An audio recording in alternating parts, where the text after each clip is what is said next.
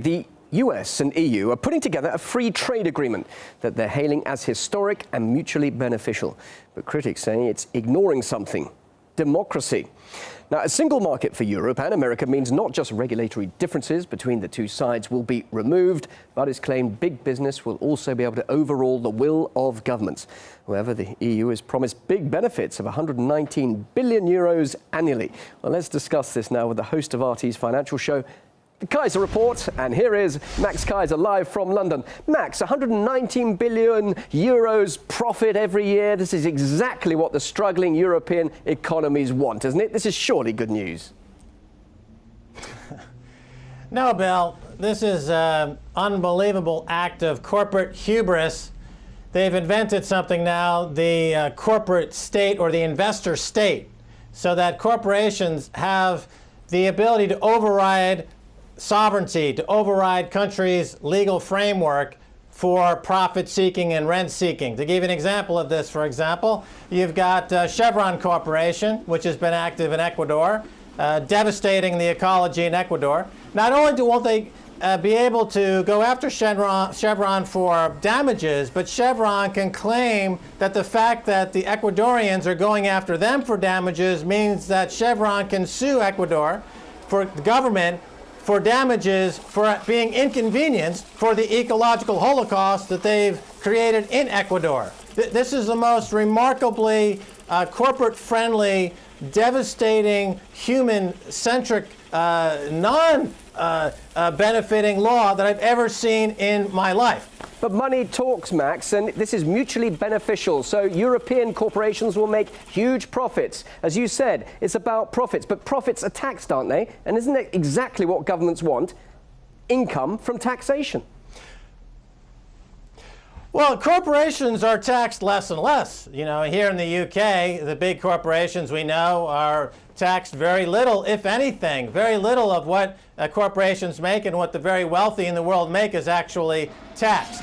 That's the taxable income, the reportable income. Most of the income that they make is either through offshore accounts, through special purpose entity accounts. It's completely untaxed. Look, Bill, I don't think we're really getting to the nettle of how devastating this is. This is basically a business model based on Holocaust. This is like saying that the manufacturers of Zyklon B during World War II would sue the million or so victims that were exterminated with the Zyklon B for having the nerve of dying because they were gassed by the manufacturers of Zyklon B. This makes Holocaust a legitimate business model. This makes Monsanto's genetically modified seeds, which are causing widespread devastation across the world. Not only does it cause devastation, but Monsanto can sue a country like India for the Indian farmers who are committing suicide because it inconvenienced them. Okay. It's the most devastating piece of legislation pro-corporation in the history we've ever seen. It's absolutely baffling, mind-numbing. All right, Max, okay, just calm down for a second, because somebody will come to you and say, wait a minute, this surely means my job prospects in Europe are going to be improved. Why not let this deal go ahead? Because it's my life at stake at the moment in a devastated European economy. I want a job, and it's going to improve my prospects. Because it gives all the power to the entities that have destroyed the European economy, the big banks that have gutted the European economy. This now gives them ability to sue the countries for damages that they imposed on these economies, for compensatory damages from the economies that they've just devastated. They can then get the governments to sue the citizens for more money after they've stolen the money. Imagine, for example, Goldman Sachs. They ransacked Greece. They stole billions from Greece. Now this gives them the ability to sue the Greek government for more compensatory damages from the Greek government, who then has to go to the population to collect more money. This is giving the extrajudicial power to corporations, creating an investor state to give them powers beyond imaginable, even in the worst Orwellian nightmare. Whoever cooked this up, and I know who it is, by the way, Barack Obama, the most corporate-friendly, Holocaust, genocide-provoking idiot that has ever occupied the White House. He just threw the keys to these corporations and said, sue everybody you kill.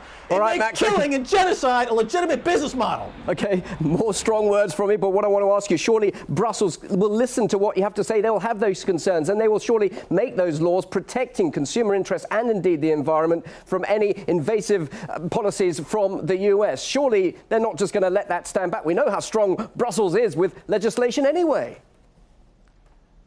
Look, some countries are pushing back against this, but unfortunately, in this current era, with the NSA spying on every country, what happened to Angela Merkel in Europe? She said, I don't want the NSA spying on me.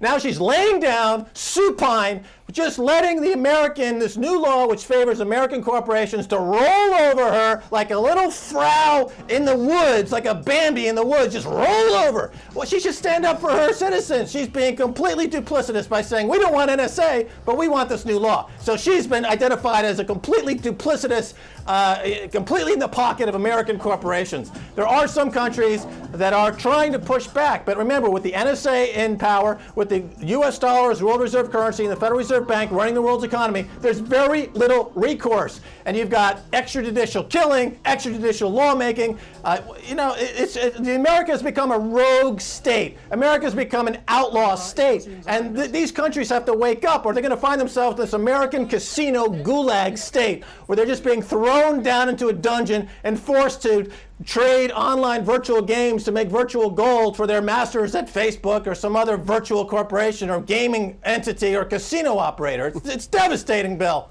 As usual, giving it to us very straight. Max Keiser, live in London. Glad there's a few thousand miles between us, because that was quite something. Thank you very much indeed, Max, for sharing us your honest thoughts. Thank you. Sure, Bill.